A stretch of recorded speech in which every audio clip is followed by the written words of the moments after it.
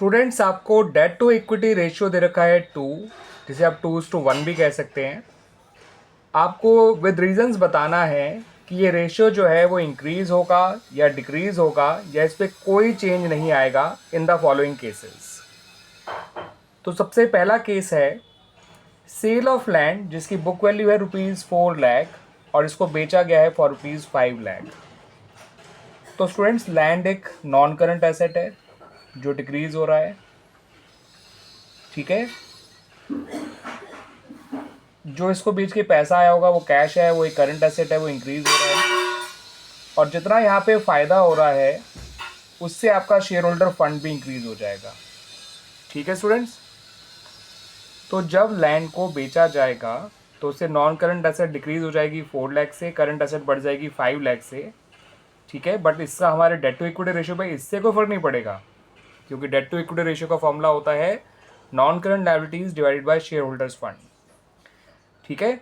लेकिन ये जो शेयर होल्डर फंड बढ़ जाएगा बाय ₹1 लाख, अब किसी भी रेशियो का अगर डिनोमिनेटर बढ़ता है तो रेशियो डिक्रीज होता है, इस बात को याद रखिएगा।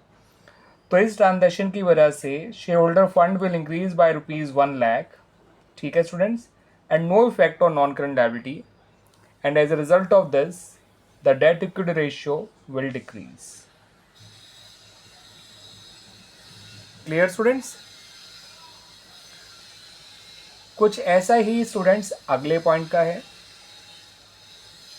प्लांट एंड मशीनरी खरीदी गई जो कि एक नॉन करंट एसेट है, इसकी वर्थ है ₹10 लाख और बदले में पैसे देने की जगह इक्विटी शेयर्स इशू कर दिए गए। तो नॉन करंट एसेट यानी प्लांट एंड मशीनरी वो भी इंक्रीज हो गई, बट इससे हमारे डेट टू इक्विटी रेशियो में फर्क नहीं पड़ेगा। लेकिन जो शेयर होल्डर्स फंड है वो भी तो इंक्रीज हो गया।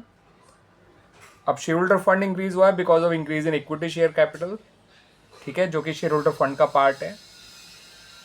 और सिर्फ शेयर होल्डर फंड इंक्रीज होगा यानी सिर्फ डिनोमिनेटर इंक्रीज होगा तो हमारा रेशियो जो है वो डिक्रीज हो जाएगा, बिकॉज नॉन करंट लायबिलिटी पे तो कोई फर्क नहीं पड़ा।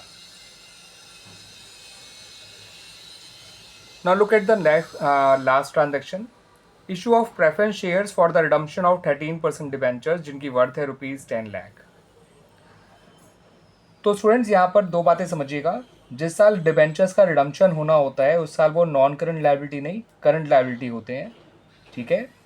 करंट मैच्योरिटीज और लॉन्ग टर्म बोरोइंग जो है वो शॉर्ट टर्म बोरोइंग में शो की जाती है, जो कि करंट लायबिलिटी का एक सबहेड है।